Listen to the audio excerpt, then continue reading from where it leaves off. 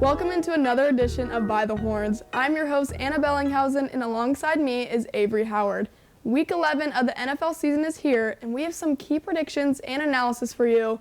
Avarie, let's start with the Chiefs at the Raiders.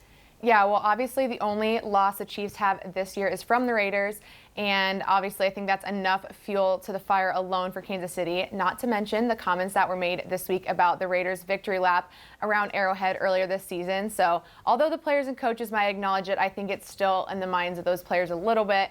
The caliber that the Chiefs have, I just don't see them losing to the same team twice. I really don't. I do know the game is at the Raiders' home field, so maybe that's a little bit of, advantage for the Raiders, but I see the Chiefs taking this one for sure.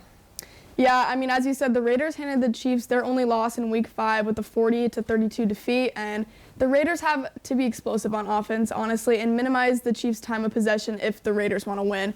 The Raiders do have the best third down defense, and I think if they lock down on Patrick Mahomes, put pressure on him in the pocket, then I think maybe the Raiders could pull it off again, but my confidence is going with Andy Reid and the Chiefs. He is 18-3 in his career, coming off a bye week with his teams.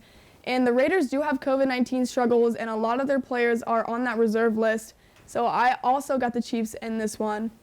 The next NFL game we're looking at is the Titans at Ravens, and this is another key matchup. Avarie, what's your take on this one? This was a tough matchup. They're both 6-3, and even though these teams are both 6-3, I feel like a lot of people are placing pressure on both these teams that their seasons seem to be falling apart, when in reality, like I said, they're both 6-3 teams.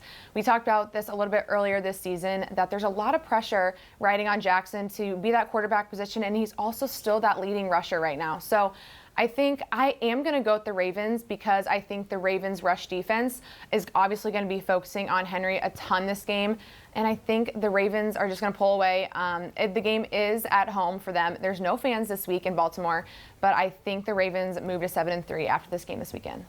I actually am going to take the Titans in this one, and because the Ravens are missing key players on the defensive line, the Ravens have been allowing too many rushing yards, and they've been turning over the ball, honestly. So on the Titans' end, if the wide receivers can hold on to the ball from Ryan Tannehill's passes, they've had way too many drop passes in the past few games, but I really do think the Titans can pull a little bit of an upset in this one, as the Ravens are favored. So I'm going to take the Titans in this one.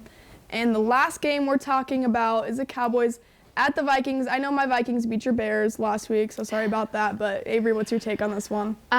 Obviously, it's been an unfortunate quarterback situation for the Cowboys this season. I feel like it's been kind of hard for them to figure out their identity. And honestly, the Vikings are still riding off that momentum, I think, from that Green Bay game. They're 3-0 since then.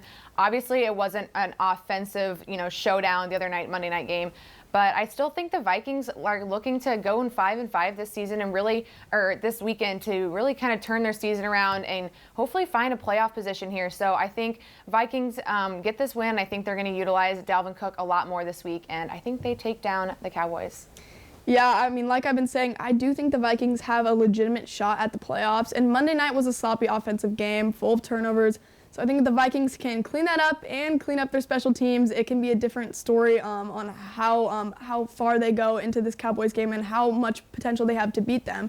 They got Dalvin Cook, they have Justin Jefferson, and Kirk Cousins. He's gained some confidence. Obviously, if you saw him after his first Monday Night Football win, he was all smiles. And I mean, yeah, if they clean up their turnovers, work on their special teams, I think the Vikings will be coming off another win, continue their hot streak, and I mean, I think that the Vikings will just continue their momentum, like you said, from that Green Bay game.